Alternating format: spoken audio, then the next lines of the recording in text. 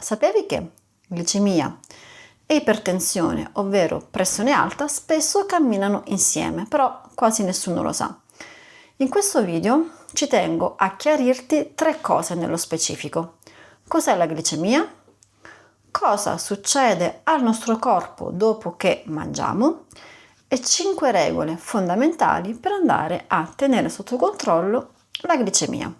Però prima ricordati di seguire la mia pagina, una buona azione che a te di sicuro non costa nulla, però a me permetterà di creare dei contenuti di qualità che potranno esserti d'aiuto.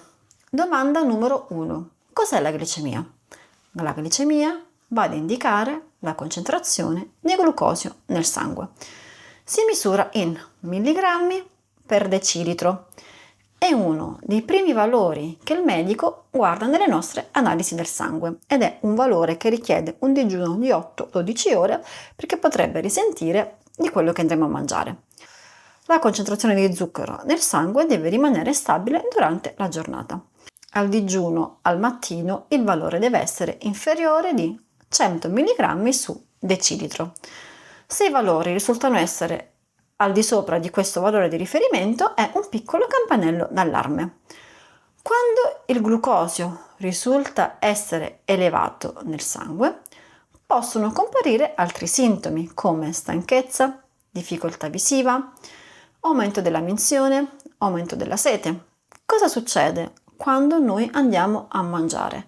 Quando noi consumiamo un pasto.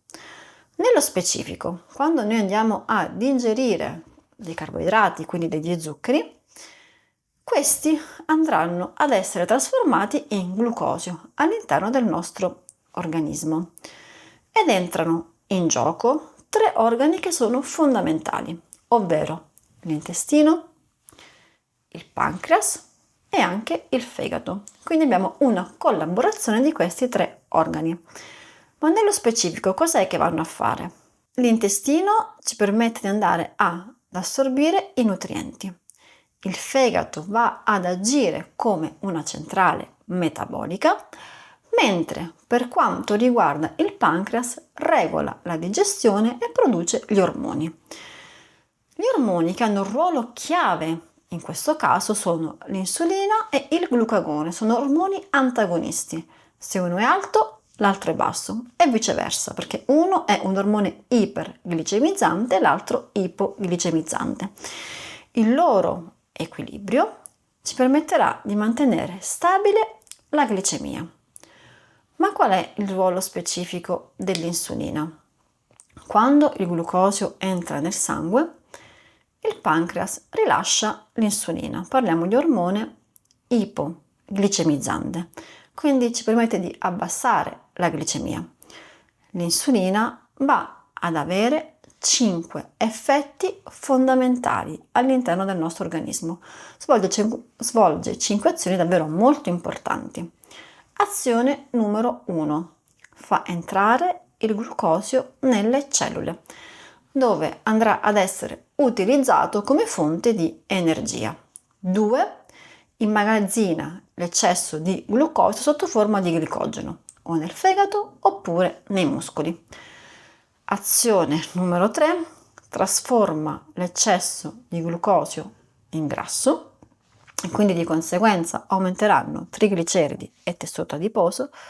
Azione numero 4. Stimola l'aldosterone che quindi aumenta la ritenzione di acqua e come conseguenza la pressione arteriosa.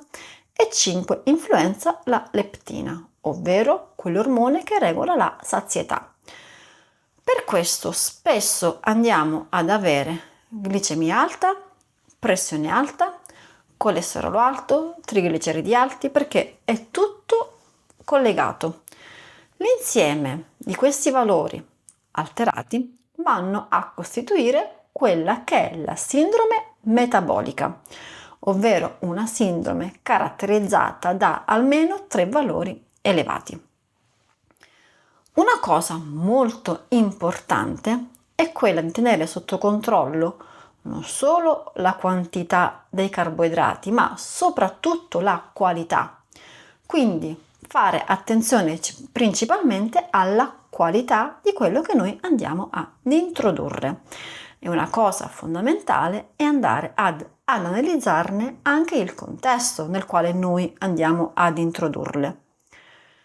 Le 5 regole che ci permettono di tenere sotto controllo la glicemia comprendono: regola numero 1, andare ad aumentare l'apporto di fibre. Le fibre vanno a rallentare l'assorbimento del glucosio, quindi verdure, legumi, cereali integrali devono essere presenti nel nostro piatto ogni giorno. Devono essere inserite quotidianamente. Numero 2, vai a rispettare l'ordine dei cibi nel tuo pasto. Prima verdure, proteine, grassi ed infine carboidrati. Così vai ad evitare dei picchi glicemici. Regola numero 3. Leggi sempre la tua etichetta, perché se un alimento contiene più di 5 ingredienti, probabilmente si tratta di un cibo ultraprocessato, quindi fai molta attenzione a quegli zuccheri nascosti. Regola numero 4. Scegli carboidrati meno raffinati, quindi prediligi farina di tipo 2, farina di tipo 1, cerca di evitare, il più possibile la farina 00 perché è il tipo di farina più lavorata. Regola numero 5, ultima ma non meno importante, è quella del movimento. Muoviti. L'attività fisica abbassa la tua glicemia. I muscoli cosa fanno? Usano il glucosio in modo continuo. Più è alta la massa muscolare, migliore sarà il mio controllo glicemico. Domanda che tutti mi fanno: carboidrati sì o carboidrati no? Non c'è una risposta univoca, ma dipende. Dipende dalla persona, dal tipo di attività che svolge, se è un tipo sedentario, dai turni di lavoro.